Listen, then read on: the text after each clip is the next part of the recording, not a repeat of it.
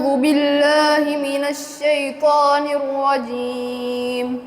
بسم الله الرحمن الرحيم. والذين يقولون ربنا هب لنا من أزواجنا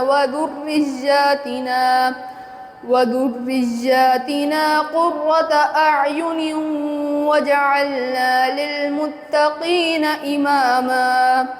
أولئك يجزون الغرفة بما صبروا ويلقون فيها تحية وسلاما خالدين فيها حسنت مستقرا ومقاما.